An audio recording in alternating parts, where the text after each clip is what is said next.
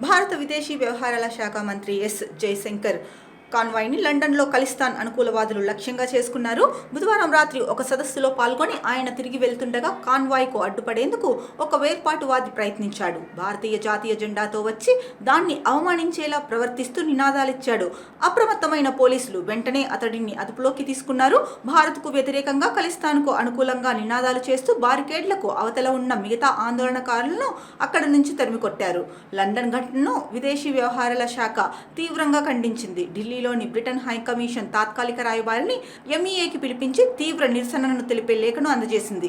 ఇకపోతే అమెరికా అధ్యక్షుడు Donald Trump అనుసరిస్తున్న భిన్న ధృవ ప్రపంచ తీరు భారత్ ప్రయోజనాలకు సరిపోలుతుందని జయశంకర్ అన్నారు.